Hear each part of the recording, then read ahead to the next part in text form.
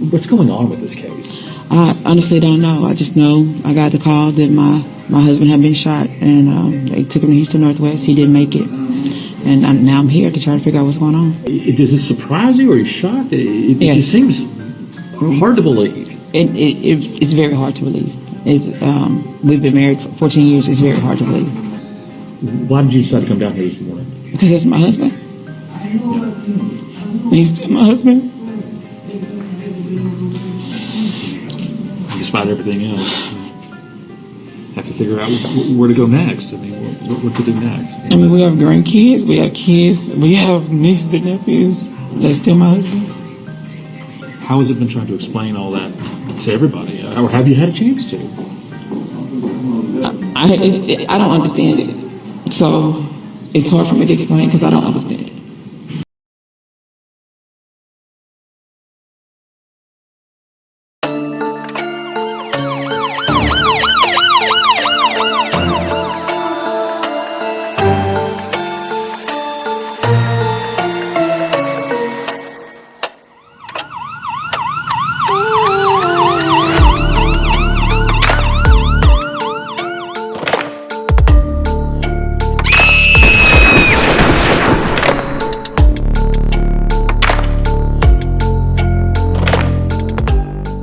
James Jermaine Hargrove, born March 14th, 1978, was a beloved man to everyone around him, as he was a people pleaser in a good way. If you were around James, you were bound to have a good time. He always made sure his people were comfortable, so if you were coming over to his house, expect there to be music playing, some dominoes games going, some basketball, some barbecuing, even movie nights in the theater that he had in his home. He made sure to have the blankets and the snacks set up for his loved ones, and he loved the kids. In fact, he was a father, a grandfather, a godfather, and a foster father. To know James was to be entertained and to love him. So you can imagine the shock and pain that traveled through everyone's hearts when James' fate was sealed at the hands of someone so close to him just last year. On Saturday, May 7th, 2022, James arrived at his home located at 23642 Boutrous Route Drive in Spring, Texas, just north of Houston, in the early hours of the morning, just before 2 a.m. Upon arrival, James had a woman with him in hand whose name is still unknown to this day from what I can see in my research. Anyway, James went inside of his home with this woman he had with him, but they weren't the only ones there. You see, James was with a woman named Karen Stewart, who was 51 years old at the time, and they shared their home together. Well, James decided that at almost 2 a.m., with a different woman on his arm in the home he shared with Karen, to tell Karen to her face that he no longer wanted to be with her and he wanted to be with his new girlfriend, who was the woman present with him at that time. He told Karen he no longer loved her, he was in love with his new girlfriend, and this was the end for him and her. Well, apparently, this sent Karen flying into a jealous rage, and a very angry Karen went and grabbed a firearm in the home and shot 44-year-old James multiple times, killing him instantly. Police arrived at the home after responding to a call and found James's body in the home riddled with bullet wounds. Sheriff Ed Gonzalez made the statement that James was taken to the Houston Northwest Hospital, where he was pronounced deceased. Karen was arrested and charged with murder after confessing to authorities that she killed her husband James because he told her he was moving on. She was sent to Harris County Jail and her bond was set to $75,000.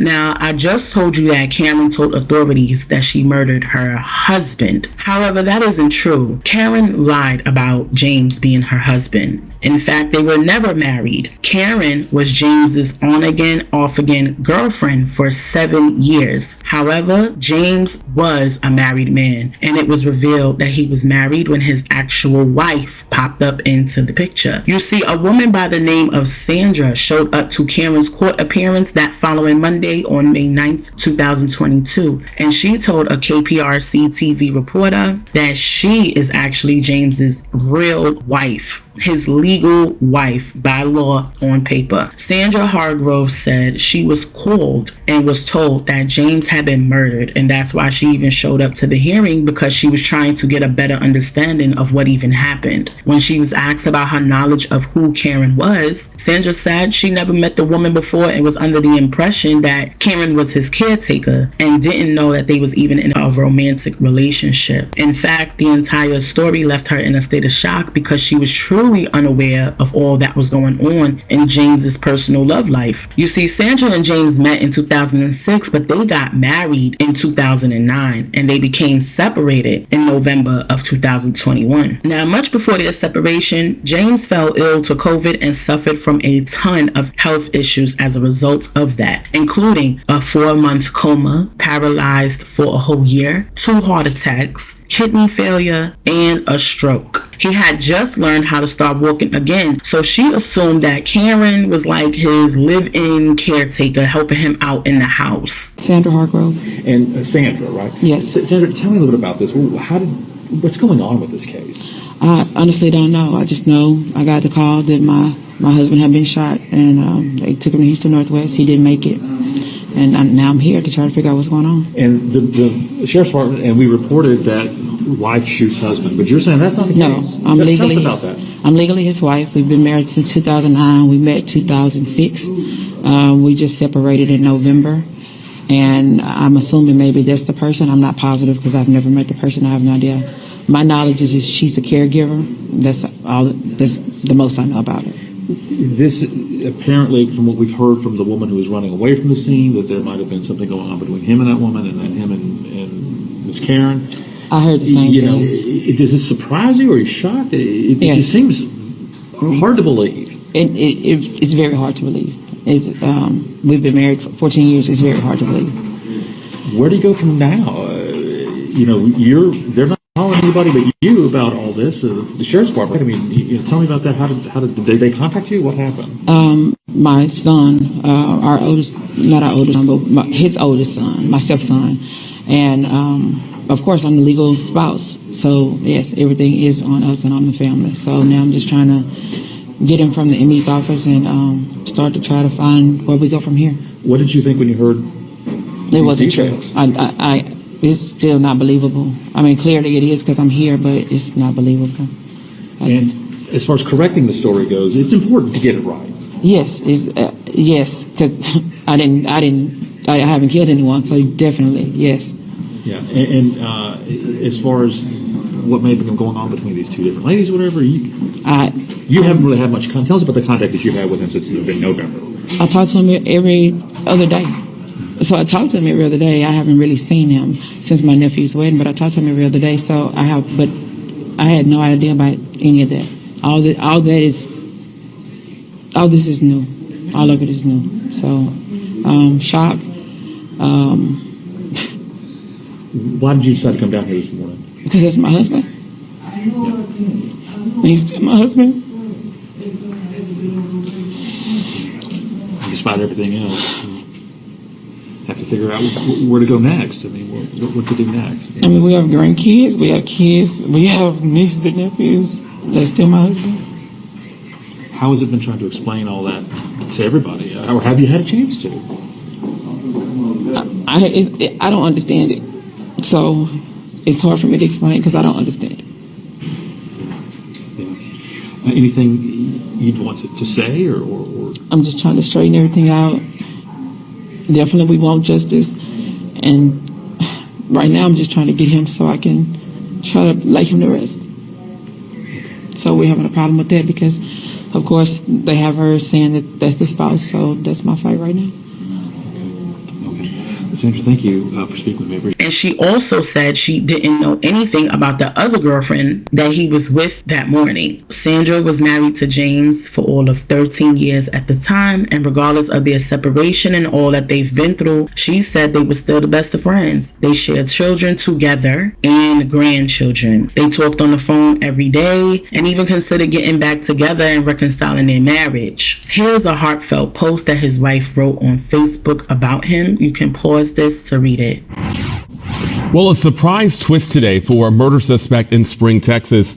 caught in a love triangle. A woman accused of killing her lover over his other lover finds out that he had a wife all along too. Fox 26's Tiffany Justice live with this deadly affair.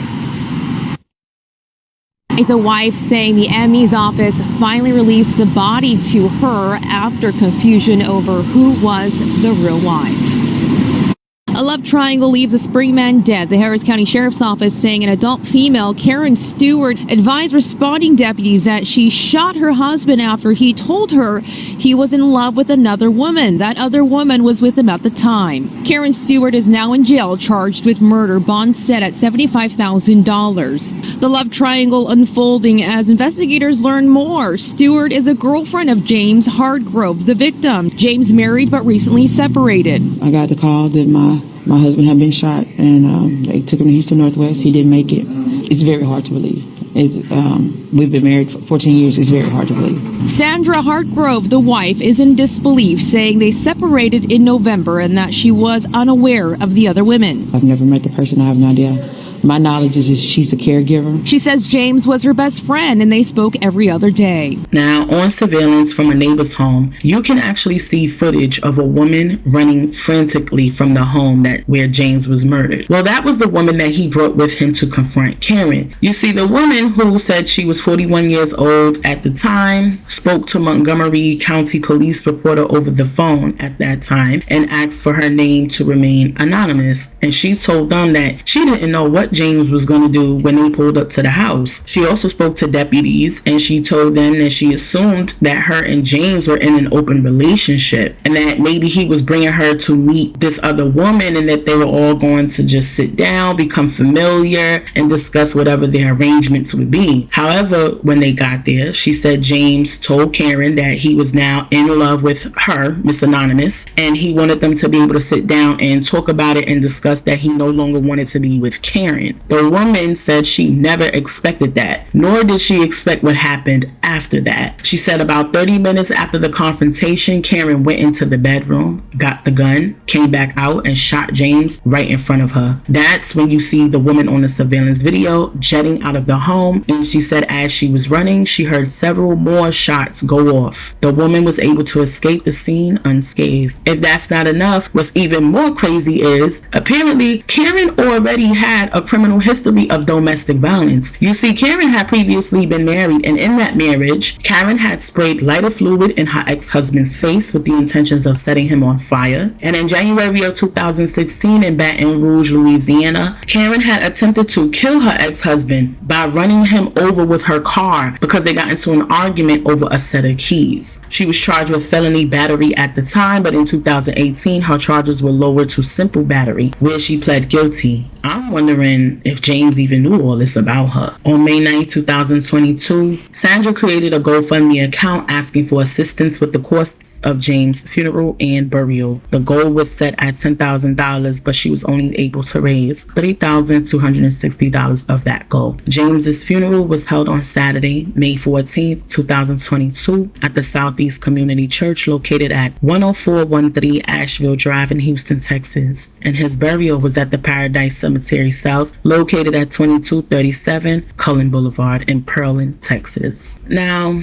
I don't know what James was thinking when he did what he did and why he chose 2 a.m. to have this conversation with Karen. I don't know if maybe he was inebriated and so maybe that clouded his judgment. I don't know why he chose to bring the other woman with him. Maybe he thought if he had someone with him, it would be a safer option for him. Maybe he's experienced abuse from Karen before and was afraid to confront her alone. As for the other woman, I'm not sure why she even thought they were going to just have a simple conversation at 2 a.m. about their relations. Like, I find the mind frame of all parties involved to be quite fascinating in a peculiar way, if I'm being honest, and I say that with no malice of any kind. However, clearly when it came to women, James had a hard time remaining faithful. If he was in a whole relationship with Karen for 7 years while he was married to Sandra before they were even legally separated, then to me me, that speaks to his pattern of infidelities. However, what I found to be the most disturbing part of my research on this story is the amount of women who openly expressed how happy they were that Karen did what she did to James, because they thought that she was his wife at first, and the pain that was in her face in her mugshot allowed them to feel an immense amount of sympathy for her, excusing her actions simply because she's a woman with emotions. However, I have to make it very clear on my platform, especially since I've covered plenty of domestic violence stories where a woman was on the receiving end of the abuse, that violence of any kind is never okay, no matter what gender you identify as, unless it's a matter of protecting your life or the life of your children. Never is it okay to just go around abusing, mistreating, killing people just because you're mad or jealous or envious or feel a loss of control or anything surrounding those matters. James was cold for moving how he did with these women. However, it didn't warrant for this woman to take his life. She clearly has issues, as she tried to take her last man's life too. You know, I wouldn't really care if she was his wife. Never in this lifetime or the next was this crime ever going to be excusable ever. And so I'm terribly disappointed to see so many women specifically rallying for this woman even after finding out she wasn't even his wife. She was lying. Had this been the other way around, we wouldn't even see that kind of coddling for any man, period. It's not okay on any side of the spectrum. Even his wife had to hop under the comments of a Facebook post a woman wrote, and she had to speak up and say, no, this woman does not deserve to be released from prison. It's just, it's just very sad to see how many have tried to excuse this woman's violent behavior. And I even saw the same thing with the story of Jeremy Brown that I did, where his wife Khadijah shot and killed him in a fit of rage as well, trying to use this made up story about Jeremy being a down low, undercover bisexual man as an excuse for her murdering him when that wasn't even the case. So no, in no circumstance is it okay for anyone to lose their lives at the hands of another human as a result of uncontrolled emotions. James wasn't perfect, but he didn't deserve to be murdered, period. The last update for Karen I can only seem to find comes from a year ago, during the time all this first happened, and it was said that she requested the permission to live with her relatives in Louisiana if she was released on bond, which the judge on the case requested additional information before ruling on that request. If she would have been released on bond, the conditions would be she'd need to wear an ankle monitor with GPS tracking on it and submit drug screenings. Her next court date was dated for August 17th, 2022. Honestly, I searched high and low on the internet for any updates as of this year on Karen, but I can't find a thing. I can't even find her arrest information on the Harris County Sheriff's Office website. I searched her first name and last name. I tried including her middle name. I even tried spelling her name with a C. I even just typed in the first few initials in the searches of the Texas inmate database and everything, but nothing comes up, which makes me wonder if she's even still in jail. I don't know, but that's why in my disclaimer it says that if you feel that there's any information missing, feel free to do your own research always, in case there's anything you'd like to know that maybe I couldn't deliver. It's crazy to me how James was able to survive all of those health ailments too, only to lose his 9th life to a woman scorn.